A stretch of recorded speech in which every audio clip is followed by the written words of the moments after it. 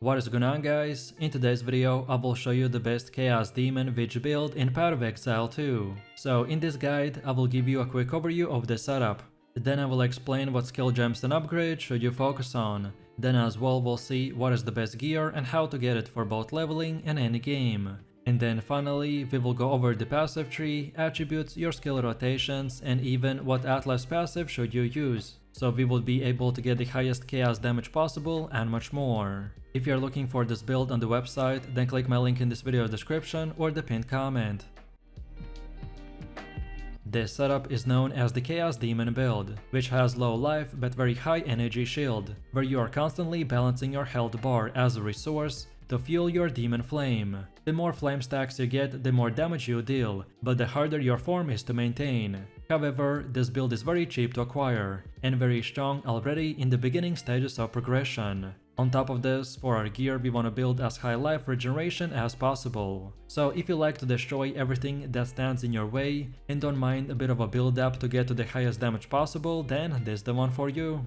So let me show you the build, and for the main class I have chosen to go with the Witch, and our ascendancy is the Infernalist. Then for the first skill we have the Hex Blast with the support gems such as Inspiration, Arcane Surge, Control Destruction, Arcane Tempo, and Chaos Mastery. Then second we get Contagion with Chaotic Freeze, Hinder, and Encumbrance. Then next we have Blasphemy with Despair and Magnified Effect. Next we have Withering Presence with the Clarity. Next up we have the Essence Drain with the Swift Affliction, and Venom and Persistence. Next we got Grim Feast with the Cannibalism and Clarity. Next we have Arctic Armor with the Cold Mastery, Glacianation, and Deep Freeze. Then next we got the Demon Form with a Second Wind and Vitality. And finally, for the last one we are using Summon Infernal Hound with the Last Gasp, Elemental Army, Meat Shield, and the Culling Strike. As you can see, most of this setup is structured around using the Hex Blast and the Demon Form to delete enemies in seconds, so we use gems and skills that will support and increase their size and damage,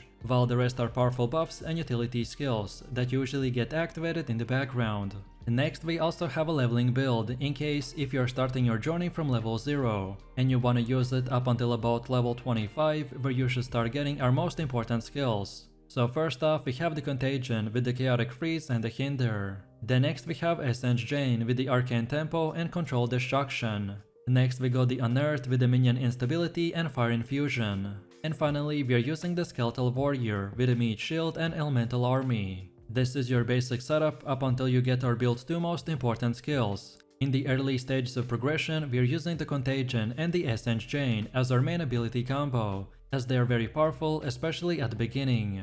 Next up we have our passive tree, and if you are interested in a full in-depth guide on how it works, then check out my beginner guide. So let's take a look at our setup, and our main objective is to look for energy shield and a mana regeneration. Then also we'll get some cast speed, AoV effect, utility in the form of the anti-stun and the anti-freeze, and finally we also need Javel sockets. So first off we start at this energy shield node, and then get all of these. So Open Mind, Pure Energy, Practice Signs, Dampening Shield, and a Mana Blessing. Then second of all we want to move to the right and then get all of these. So the circle plus the zone of the control and the aestheticism. Then now we want to circle back, and then from here just keep on going until you get to the Arcane Blossom. Then next we want to move until to the end and then move to the right. And then from here unlock all of these nodes. And then from this point and onwards you can unlock the rest of the nodes in whatever order you prefer. Also, keep in mind that all of these nodes that we got are very useful, but the ones I mentioned have the top priority, as they're the most important ones to acquire early on in the game, to make our build functional, and then in the late game to make it even more powerful. Also, as far as attributes go, you just simply want to fulfill your attribute requirements for gear and skill gems, and then after that spend the rest of your leftover attributes into more intelligence.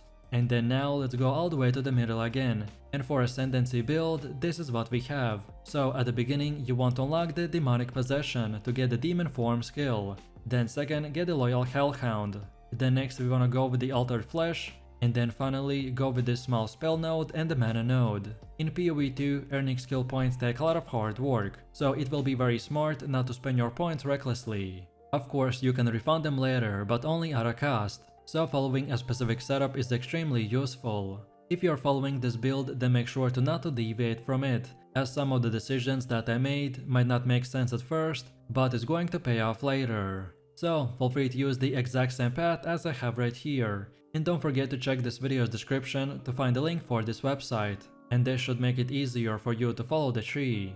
And next up we have our Atlas passives. So when we start, we wanna first of all go to the left side and then get all of these nodes, and then keep going until you get to this keystone called Deadly Evolution. And then from this point and onwards, you can unlock the rest of the nodes in whatever order you want. But then on top of this, we have even more passives. Which order in which you unlock them doesn't really matter, so again it's up to you. And this is how it should look like for the ritual. Then next we have Delirium. Then third we have the bosses, and then on top of that we have the pinnacle bosses. Then next we also have our expedition setup, and then finally our breach setup.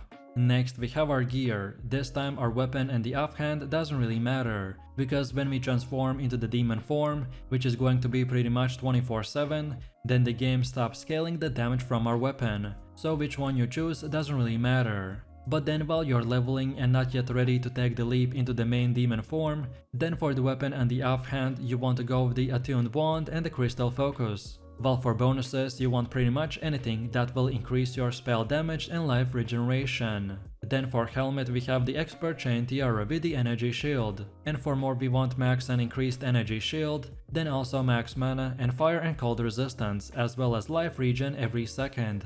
Then for the chest we have the ghost wrath with the energy shield.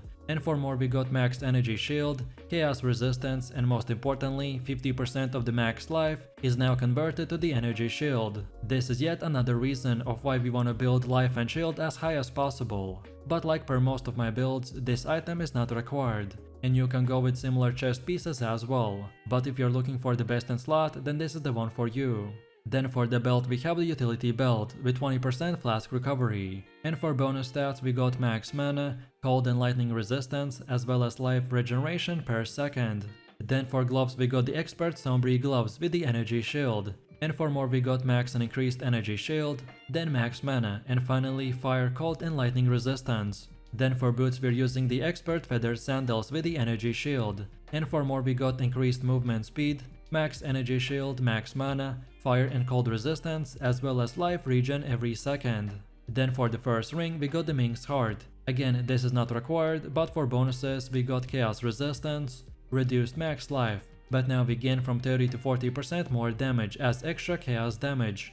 As we have built insane amount of life regen and energy shield, so we can easily sacrifice this and trade a bit of defense for insane amount of damage. While then for the second one we have the ruby ring with the fire resistance. And for more we want max energy shield, life regen every second, and fire and cold resistance. And then finally for the amulet we got the gold amulet with increased rarity to items. And then for more we need max energy shield, max mana, more to spirit, levels of all spell skills, more percentage to all elemental resistances, and life regeneration per second. No matter which gear you choose, just at least try to get 75% resistance cap on all 4 elements. This is a starter setup, which would be more of an example of what stats and prefixes to look for.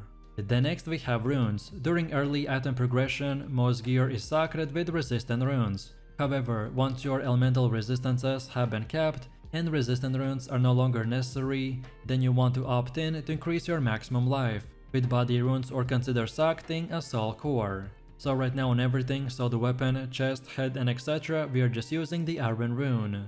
And as far as getting this gear goes, by far the best way to get better gear in the campaign is to check the vendor in the town each time you level up, as vendors can change their offerings based on your level, so this is the best way to find upgrades. And then after level 65, you just wanna keep continuing repeating your maps until tier 16.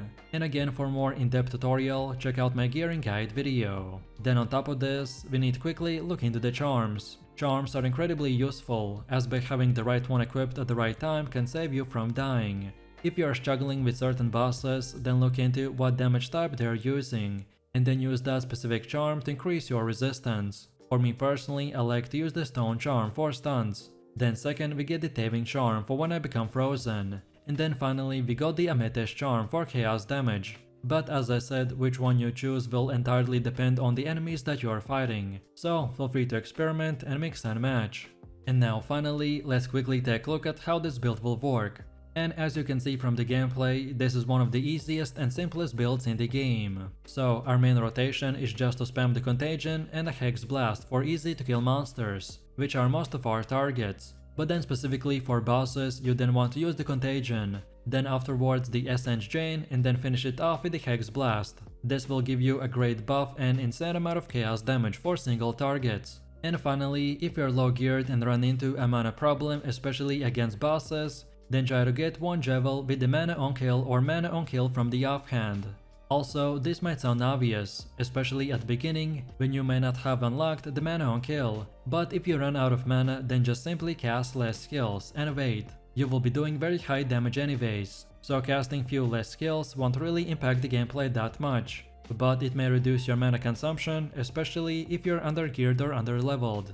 So, let me know what you think about this build in the comments below. If you enjoyed this, then you definitely don't want to miss my top 3 best witch builds video, where I showed even more powerful builds. So click the screen now and I'll see you in the next one.